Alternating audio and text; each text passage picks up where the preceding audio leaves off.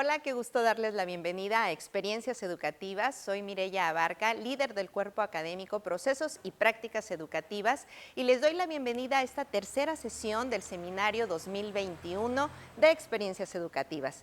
En esta ocasión nos acompaña Seriosha Miranda Montaño, quien nos hablará de Aprovecha tu día, congruencia y disciplina.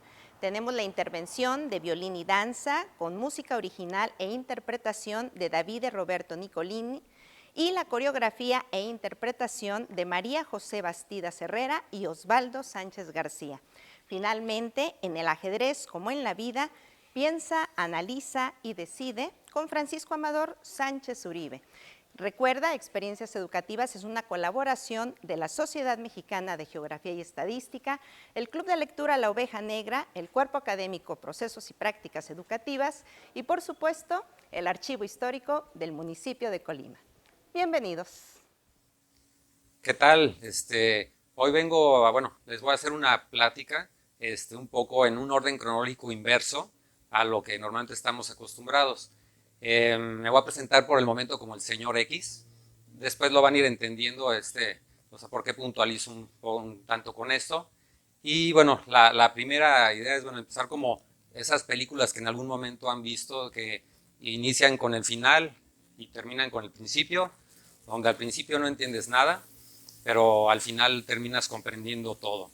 Eh, el primer punto que quiero tocar con ustedes van a ser dos pasajes de mi vida y una analogía con algo que normalmente vemos. En mi caso ha sido mucho el ciclismo y cómo lo traduzco a la parte de mi día a día como una enseñanza, una forma de mejorar o equilibrar esta parte, ¿no?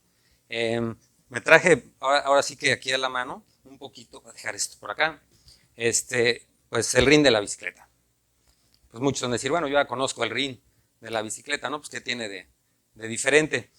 Pues este rin, que tiene su aro, tiene sus rayos, todo esto que lo compone es lo que hace que mantenga el rin en equilibrio, por decirlo así. Para que el rin pueda girar en perfecta armonía, lo que son los rayos tienen que tener la misma tensión para que el aro no empiece a girar hacia los lados y entonces vaya pegando con lo que son sus frenos. El, cada uno de los rayos tiene que tener la misma tensión para que esto esté perfectamente en equilibrio. Si yo giro el aro aquí y este está desalineado, va a girar así, chueco. Si yo lo mantengo ya bien alineado, todo perfecto, va a estar girando, pero así que en perfecta armonía.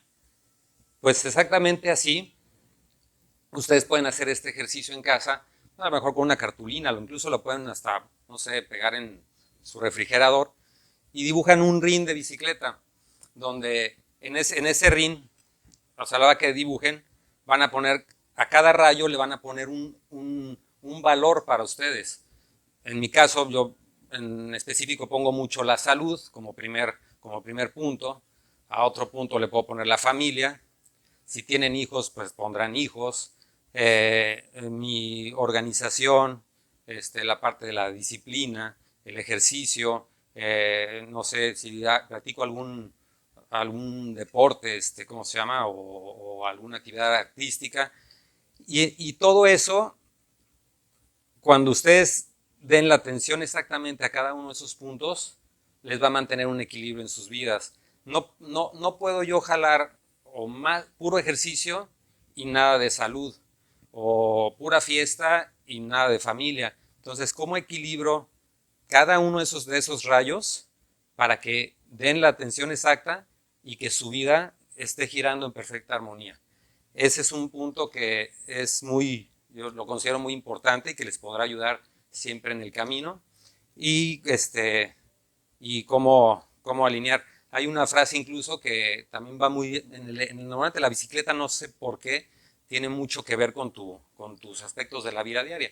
Y hay uno que incluso dice que la vida es como andar en bicicleta, siempre vas hacia adelante y sin perder el equilibrio. Entonces, pues no olviden esa frase. Y ahora voy a entrar a otro punto que viene siendo el de mis dos pasajes pues en específico de mi vida. Uno de ellos, voy en retroceso, recuerden, uno de ellos fue cuando yo tenía 20 años, en el 89. Me tocó ver una película que se llama La Sociedad de los Poetas Muertos. Esta fue realizada por Robin Williams, que ya falleció, terminó quitándose la vida, irónicamente, por lo que ahorita les voy a platicar. Y en esa película, en esa Sociedad de los Poetas Muertos, se forma un club.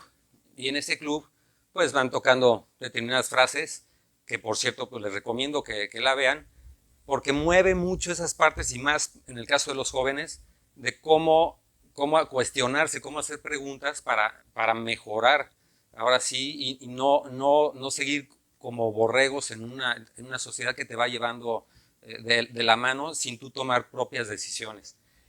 Y entre una de esas frases que me quedó muy grabada, me recuerdo cuando la vi y escuché Carpe Diem. De momento yo pensaba, Carpe Diem. No sabía qué era, en el momento no sabía qué era, pero me sonó muy bonita. Y entonces yo dije, bueno, pues está padre Carpe Diem. Y pues me voy a quedar con el Carpe Diem. Y de repente dije, bueno, pero ni sé ni qué es, pero suena bonito. Y ya, siguió la película y empecé a entender que era esa parte del Carpe Diem, es cómo aprovechas el momento. Y terminando la película me fui a casa y empecé un poquito a filosofar con ello y me empecé a adentrar más en estar estudiando sobre esa parte y entendí que, o sea, ese aprovechar el día o aprovechar tu momento, la frase concluía con otra parte en latín que es quam minimum credula postero, que significa no te fíes del mañana. O sea, el futuro siempre va a ser incierto y no sabemos qué te va a traer. Lo que tienes es ahorita, o sea, ¿qué puedo hacer ahorita para mejorar, para disfrutar mi familia, disfrutar lo que estoy haciendo, esta plática con ustedes? Cada momento, aún sea una parte donde yo esté abajo, ¿cómo la puedo yo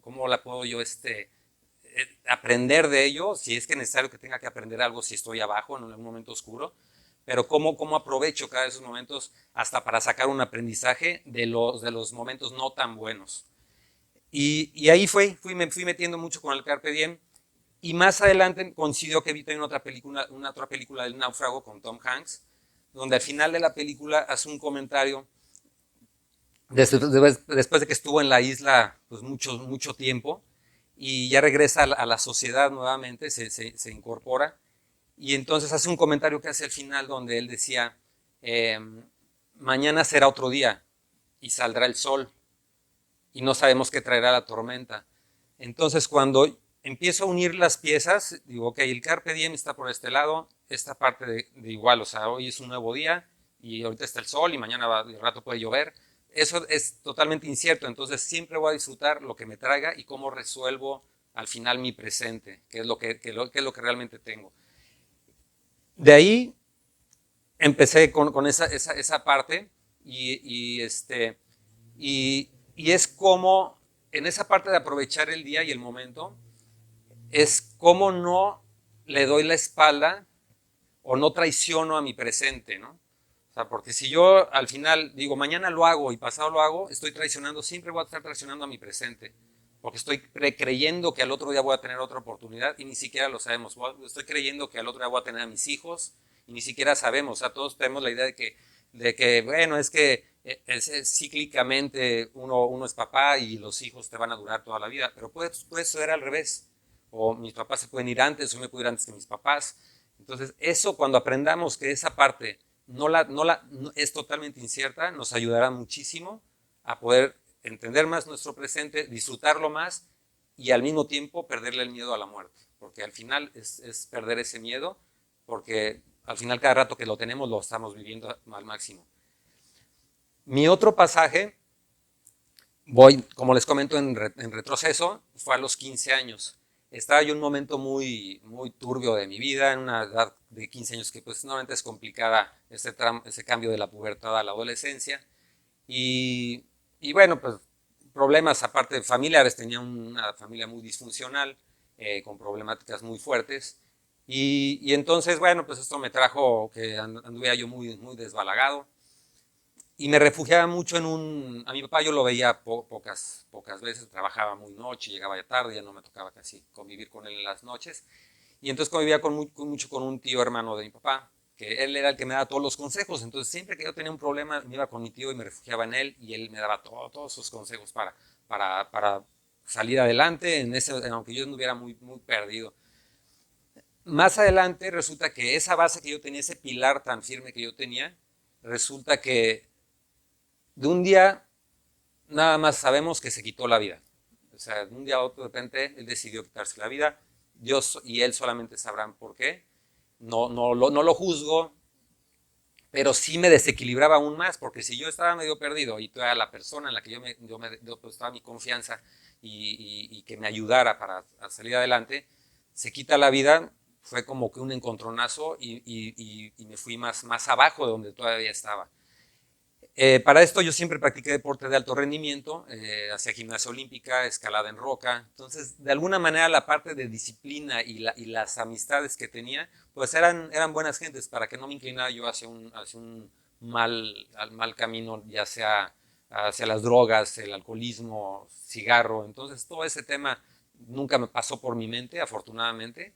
Y, y, y en una de las ocasiones que yo venía de entrenar, pasaba por un parque, venía de mis entrenamientos de la escalada en roca, todo eso que hacía, y eh, llego, venía yo caminando y cruzaba un parque, me siento en la banca del parque y me quedé un rato así pensativo, con donde sabes que tiene uno toda la mente oscura, no ve uno como que la luz en el camino, o sea, todo lo veía oscuro, oscuro, oscuro, oscuro. Dije, llego ahorita a mi casa, tengo problemas, mi tío ya se murió, o sea, ¿quién me va a ayudar? Ahora, ¿quién? Como el Chapulín Colorado, ¿no? Así, ¿quién podrá ayudarme, no? Y total que, pues estaba yo sentado en la banca y de repente llega un señor de edad avanzada, bueno, yo tenía 15 años, para mí era una persona ya adulta, y se sienta en la misma banca que yo estaba. Fue un momento, para mí, ahí fue incómodo, porque pues, no les miento, había como 10 bancas más y estaban vacías. Y el señor llegó y se sienta en la misma banca que yo. Y yo dije, ¿por qué en la misma banca? O sea, si hay 10 bancas, ¿por qué me vienen a incomodar aquí si yo estoy muy a gusto ahorita aquí sentado? Y total que me causó cierta molestia que el señor se sentara ahí, pero bueno, permanecimos callados. Y de pronto en ese inter que se guardó de pronto un silencio, el Señor me lanza una pregunta. Y me dice, ¿sabes cómo un médico se da cuenta que estás vivo? Y yo irónicamente, o sea, primero la pregunta me quedé, o sea, ni lo conozco ni nada del Señor. Y le dije, pues ¿por qué es médico? ¿Cómo que por qué? Y así irónicamente, yo creo que hasta grosero cuando esté, y más a los 15 años que uno cree que se quiere comer uno el mundo en todo. Y el señor me dice, no. Me dice, ¿conoce los aparatos que hay para medir los signos vitales en los hospitales? Y yo me quedé pensando, bueno, una había estado hospitalizado y me habían operado y había visto el monitor ahí que marcaba la frecuencia cardíaca, el pulso, la temperatura y más signos. Y ya le comenté, sí, lo he visto. Me dice, y ese aparato se llama electrocardiógrafo. Y entonces ya me dice, pues igual que ese aparato, me dice, así es la vida. O sea, cuando ves esos signos vitales que suben, bajan, me dice, así exactamente es la vida. Tu vida siempre va a tener altibajos, vas a subir, vas a bajar, vas a subir, a bajar. Y el médico va a saber que estás vivo o muerto si estás vivo, está moviéndose. Cuando se quede la línea recta, estás muerto. Y yo me quedé pensando. Y de repente el señor agarró sus cosas, se levantó y se fue. Yo recuerdo que me quedé así en silencio y dije, bueno, ¿y señor qué? Yo no lo conozco. No le pregunté para ningún consejo, no le pedí ningún consejo ni nada, ¿no? Pero el señor llegó y se sentó. No sé qué vio el señor en mí, que se acercó. Algo tuvo que haber visto. Obvio, yo no, porque yo estoy del otro lado. Por eso dicen que cuando quieres empatizar con alguien, pues tienes que ponerte del otro lado para precisamente entender esa parte que muchas veces te cierras, ¿no? O sea, siempre ves tu punto, pero no ves el punto del otro, ¿no? Entonces yo creo que este señor me dejó esa enseñanza, que él veía ese punto que yo no estaba viendo y me lo dejó, y me lo dejó marcado para toda la vida, así como el Carpe Diem que les mencioné hace rato. Este señor me dejó una enseñanza de vida que hasta la fecha no lo voy a olvidar. y a mi manera, aunque creo en Dios muy a mi manera, respeto las formas de cada quien, pero sí creo que de alguna manera Dios te manda ángeles y creo que todos tenemos las mismas oportunidades. Muchas veces la gente dice, es que no, es que a mí yo tuve mala suerte, yo creo que no, yo creo que todos tenemos las mismas oportunidades y que en la manera en que tú seas perceptivo y receptivo a esa gente que se acerca y te llega, para saber decir no o saber decir a quién sí le das entrada, para aprender de ahí y salir adelante, esa es una clave yo creo que muy importante. Entre más cerrado estés y menos perceptivo, más cada vez vas a decir que te fue peor y que te va mal y que te va mal, porque no te quieres abrir cuando se te acerca alguien realmente a darte algo para bien. Entonces, pues ahí yo tengo dos pasajes de mi vida que como tal me llevaron a entender lo que es la palabra congruencia. ¿Por qué? Porque decía, bueno, ok, vi la película de Robin Williams, me enseñó lo del Carpe Diem, aprovecha tu día, no te fíes del mañana. Veo lo de mi tío que me daba los consejos, me enseñaba cómo salir adelante, todo, y curiosamente las dos personas se quitaron la vida. Las dos personas en donde yo basé mi crecimiento personal y de mejorar y todo, se quitaron la vida. Y es entonces donde entendí perfectamente la palabra congruencia. O sea, qué tanto lo que yo te esté diciendo ahorita tiene que ver con que tú veas que realmente va congruente con lo que yo te estoy diciendo. Yo te puedo decir, no, mira, pórtate bien, pero yo me porto mal. Yo te puedo decir, mira, no fumes, pero yo fumo. No tomes, yo tomo. Entonces, me decía un jefe una vez, yo trabajé para Banamex 15 años como asesor financiero, hacía portafolios de inversión, como corredor de bolsa, y entonces él me decía, para ser tienes que parecer. No puedes ser un nutriólogo y estar con sobrepeso. No puedes ser un médico de traumatólogo que te diga, baja de peso para que tus rodillas descansen y él esté con sobrepeso.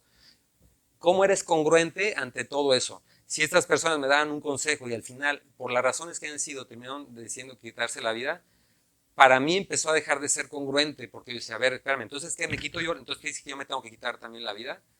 Y dije, creo que no, la vida vale más que eso, y empecé a entender que para llevar eso congruente a mi vida, tenía que seguirlo. Carpe Diem no lo grabé, no lo tengo como tatuado. No, para yo haberme lo tatuado en el cuerpo, primero me lo tatué en la mente, para precisamente llevar esa congruencia. No podía escribirme algo en la piel cuando ni siquiera era congruente con lo que yo hacía en mi vida. Entonces, cada cosa que ustedes hagan de un acto siempre vaya respaldado de sus hechos, sus pensamientos vayan respaldados de sus hechos. Y eso, en verdad, los va a llevar a tener mucho éxito como personas, principalmente como personas, más que le des de gusto a la sociedad, porque nunca vamos a darle un gusto, es qué tanto te vas tú satisfecho con lo que estás siendo congruente con eso. Lo mismo se lo paso a mi hija, se lo paso a mis alumnos y es una forma de vida que no les va a mal funcionar. Aquí está un poquito ya por último me voy a la parte de un orador motivacional que es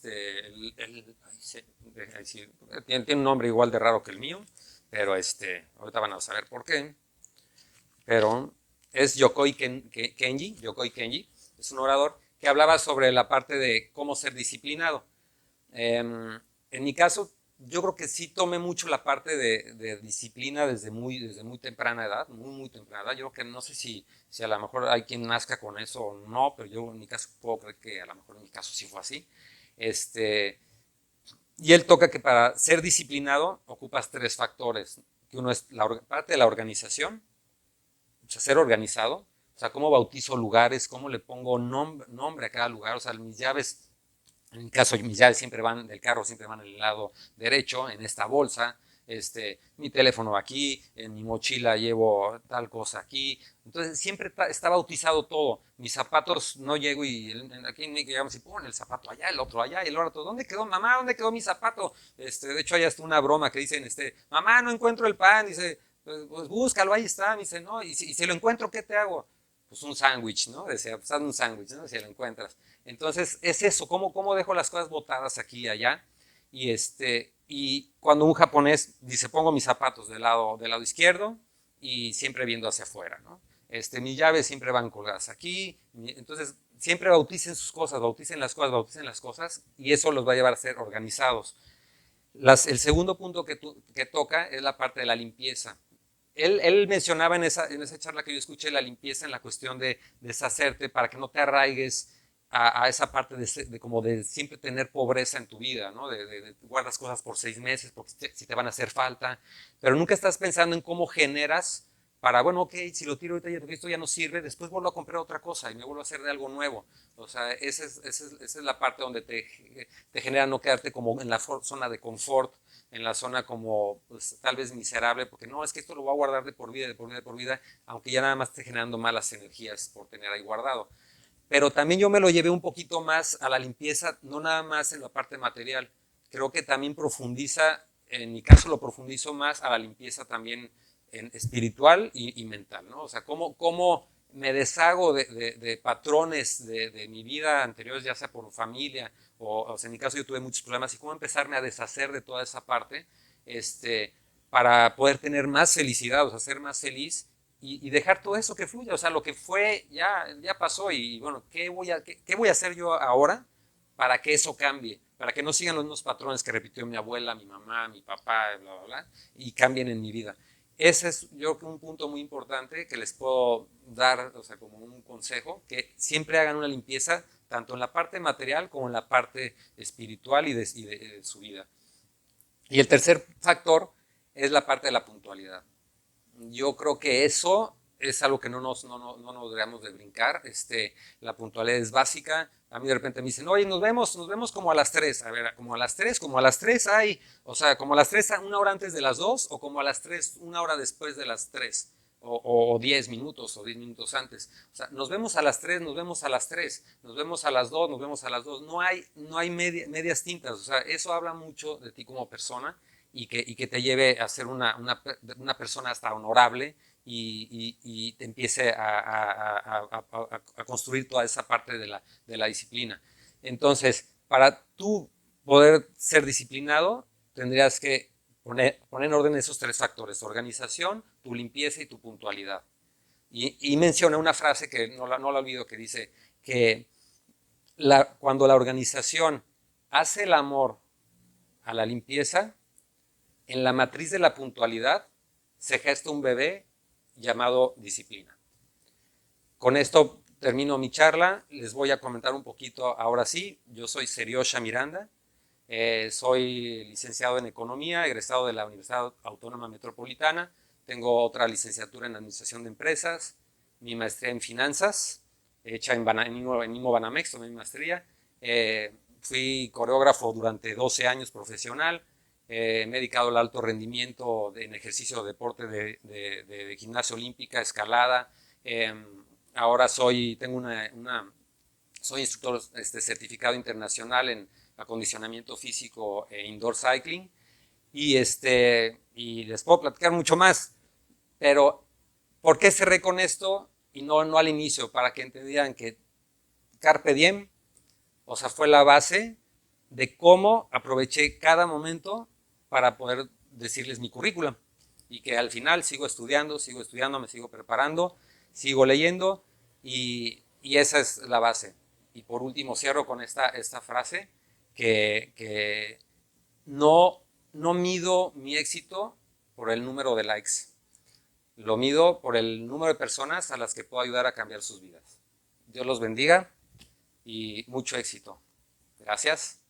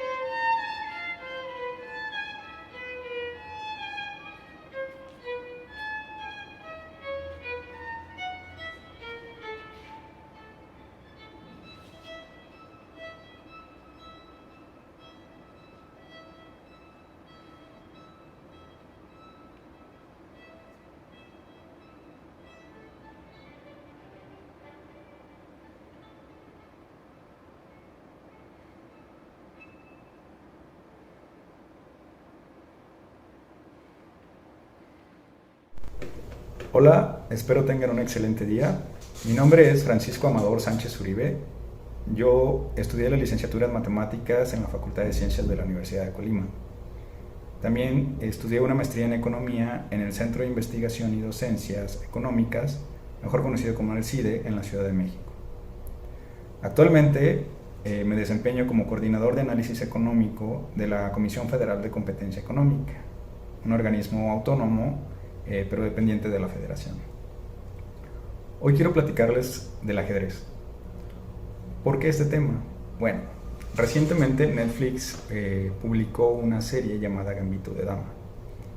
Esta serie se basa en una novela homónima escrita por Henry Styles y publicada en 1983 por primera vez.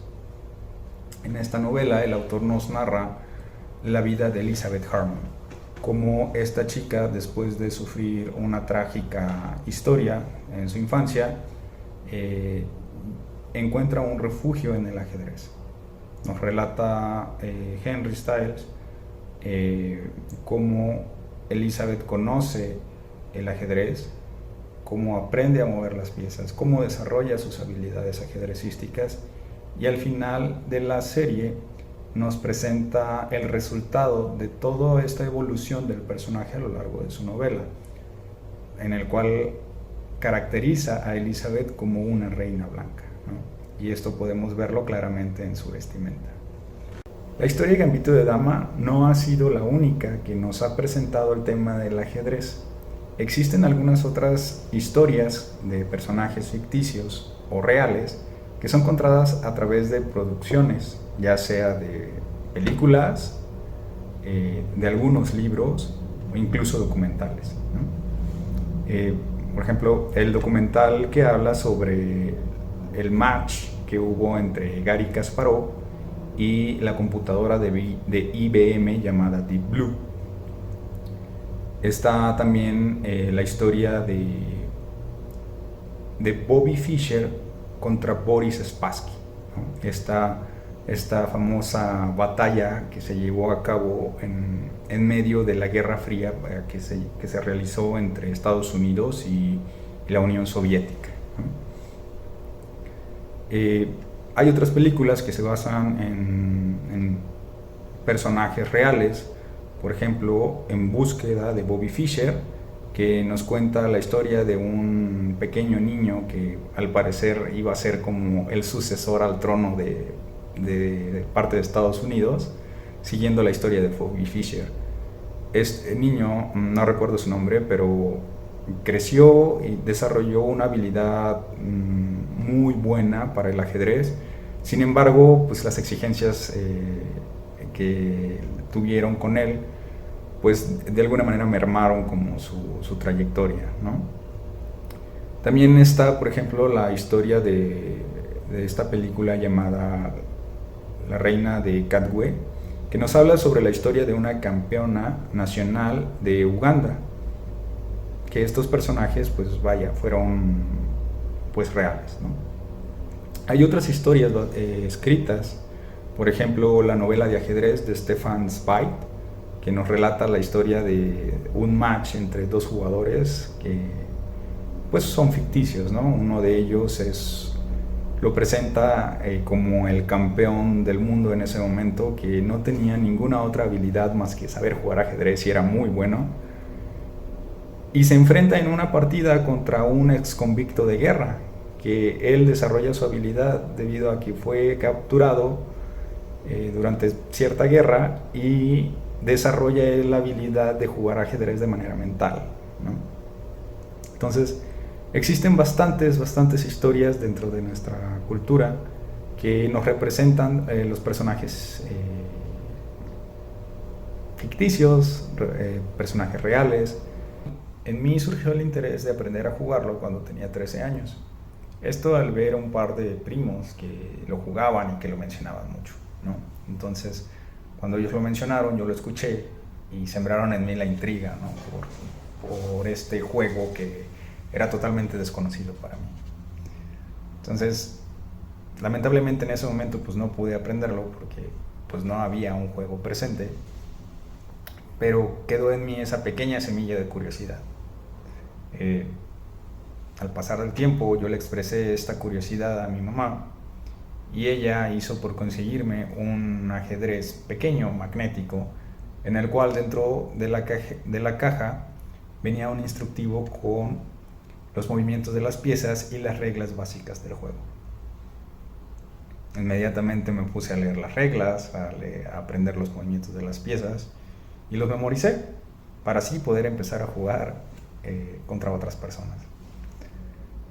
Conforme fui jugando, fui aprendiendo, rectificando algunas cosas que había comprendido erróneamente al inicio, pero que después rectifiqué y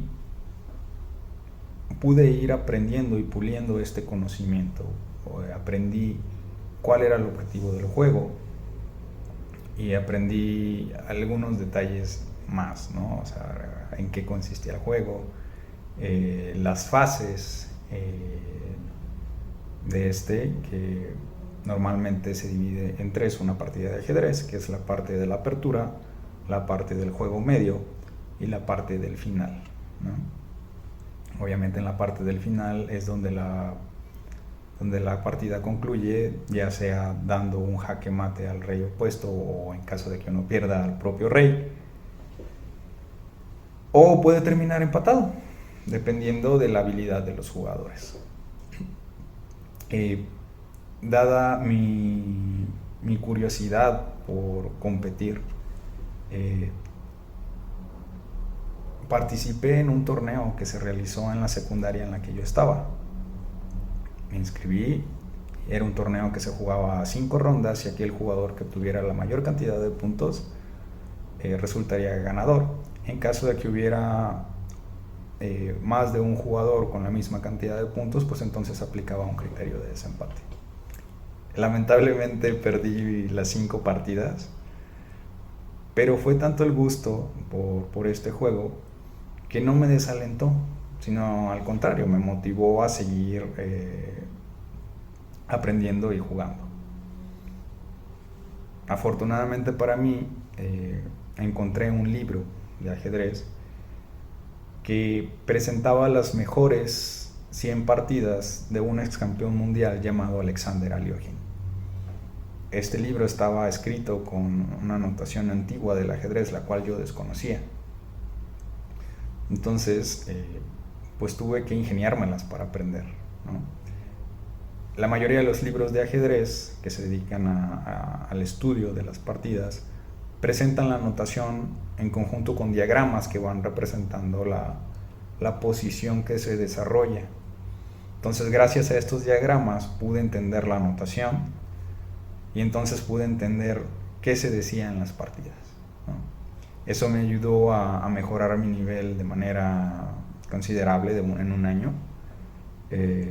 Y gracias a ello, al año siguiente que se lanzó la convocatoria para este torneo,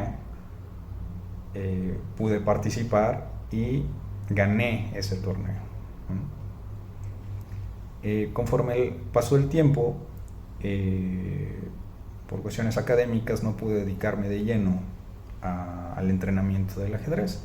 Sin embargo, es un gusto que adquirí desde mi infancia y que desde entonces he seguido, ¿no? Hace unos años tuve la oportunidad de poder ofrecer el conocimiento a unos grupos de niños y también coincidió con que llegó a la Ciudad de México una institución cuyo objetivo era formar docentes para la materia del ajedrez. La Fundación Kasparov para Iberoamérica llegó alrededor del año 2013-14, si mal no recuerdo, y ofrecía un programa de certificación para profesores de ajedrez, que no se confunda con los títulos de maestro de ajedrez, que el ajedrez tiene dos grandes áreas. Una de ellas es el ajedrez competitivo, el ajedrez profesional, en la cual un jugador estudia y aprende todo lo relacionado con la teoría para poder así volverse aún más competitivo, volverse un jugador de élite y poder triunfar en los torneos.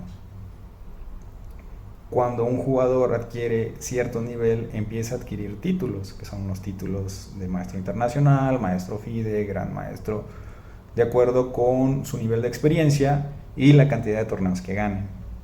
Estos son los maestros de ajedrez.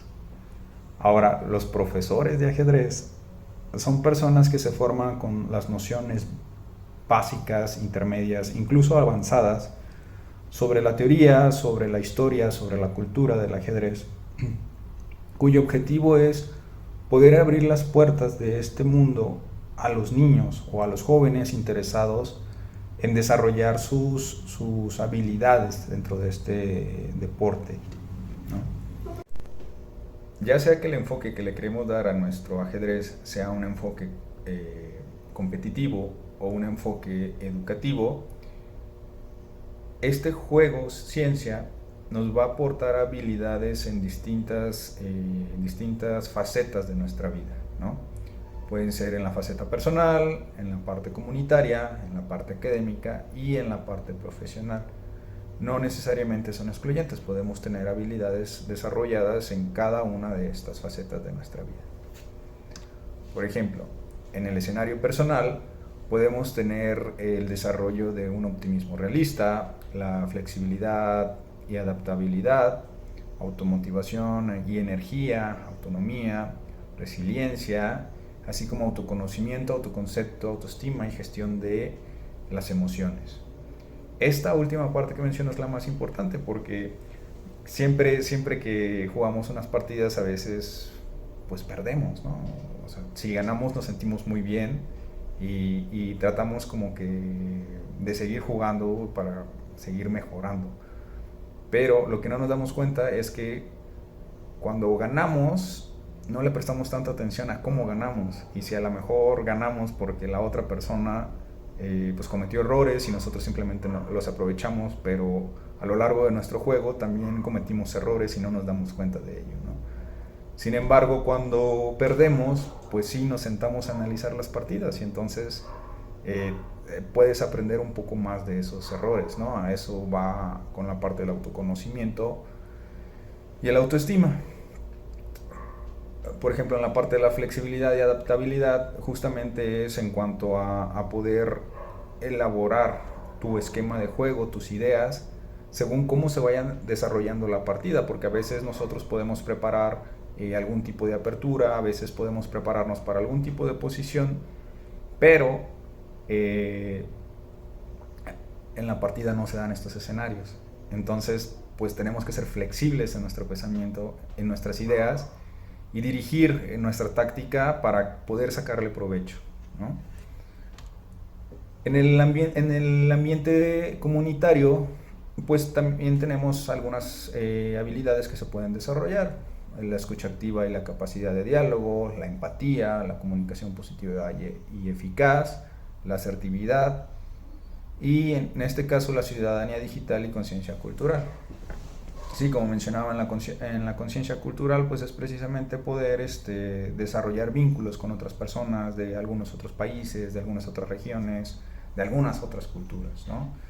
En la comunicación asertiva, pues poder comunicar cuáles son nuestras ideas, cuáles son nuestras estrategias al final de una partida, cuando nos sentamos a analizar en muchas ocasiones con nuestro competidor, a veces sucede mucho esto al final de las partidas, ¿no? Uno empieza a comentar, oye, pero ¿qué pasaría si aquí hubieras tomado esta pieza? O aquí, ¿sabes qué? Se me fue esta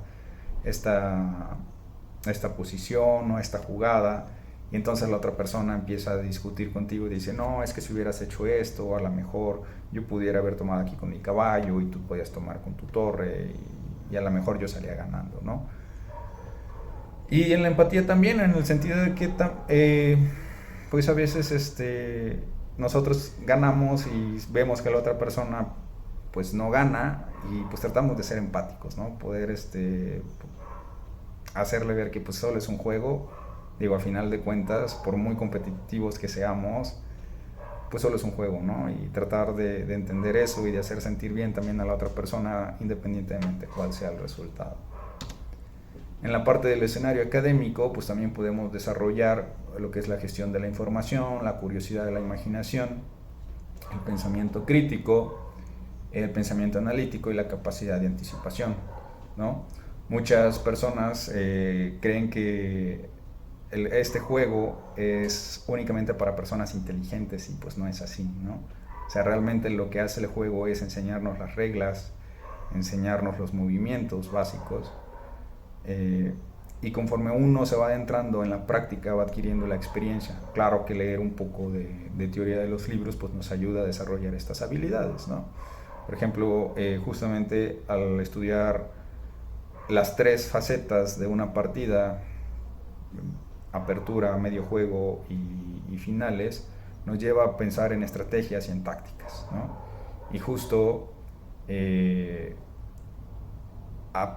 aprender estas tácticas para poder lograr nuestras estrategias nos llevan a desarrollar la habilidad analítica, nos lleva a pensar qué podemos hacer, ¿no?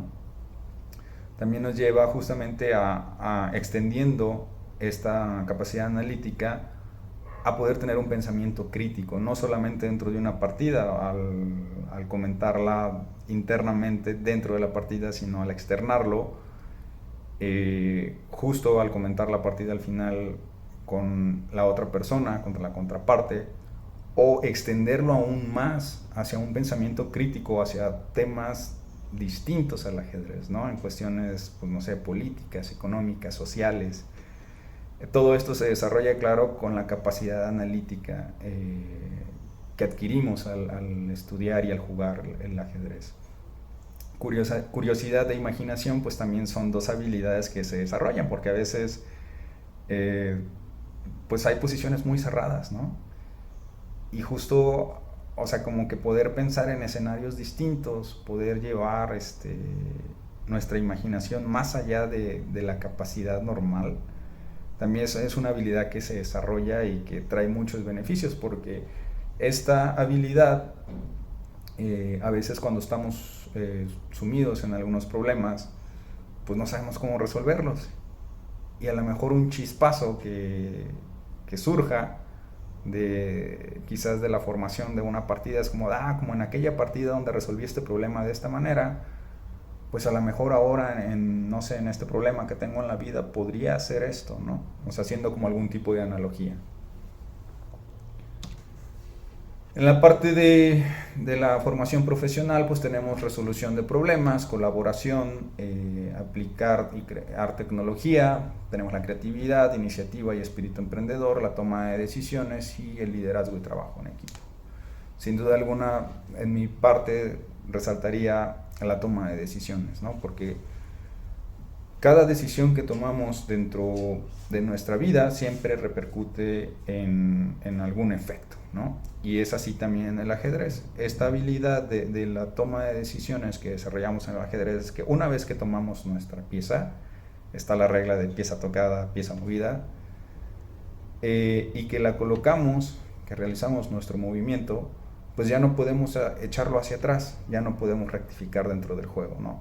Entonces, esta parte del juego nos enseña a rectificar, a poder analizar, hacer uso del pensamiento analítico, del pensamiento crítico que mencionaba hace un momento, para poder analizar cuáles son los efectos de las decisiones que voy a tomar, ¿no? En alguna conferencia educativa de una persona que aplicaba el ajedrez en la rehabilitación de personas convictas, nos comentaba de una experiencia en la cual un convicto, después de hacer una reflexión sobre el ajedrez, mencionaba que si él hubiera sabido cuáles eran las consecuencias de sus actos, pues él jamás hubiera hecho lo que hizo para estar ahí internado, ¿no? Y bueno, también dadas estas habilidades que podemos adquirir del ajedrez, pues son habilidades que podemos desarrollar gracias a este juego Claro que hay otras maneras de desarrollarlas, no es el ajedrez no es la panacea para resolver o adquirir estas habilidades. Sin embargo, puede ayudar bastante, ¿no? Puede ayudar bastante, y mientras más lo practiquemos, mientras lo empecemos de manera temprana con los niños y niñas pequeños, ya sean con nuestros hijos, sobrinos, nietos, no sé, algún niño que tengamos en nuestra familia o que sea un niño muy querido por nosotros, incluso nuestros estudiantes. Mientras más temprano podamos ayudarles a desarrollar estas habilidades, pues llegará un momento donde podrán hacer uso de ellas de manera eficiente, ¿no? Y bueno, con esto quiero concluir mi plática. Digo, es muy poco tiempo, es muy poco, la verdad, lo que he podido aportarles con esta plática. Pero, o sea, hay una infinidad de temas y de información sobre el ajedrez. La verdad es que el ajedrez es un juego maravilloso, y los invito a que puedan jugarlo, a que puedan practicarlo. Y si no, pues al menos que se nutran de la parte cultural, de la parte histórica, que también es bastante interesante. Muchas gracias.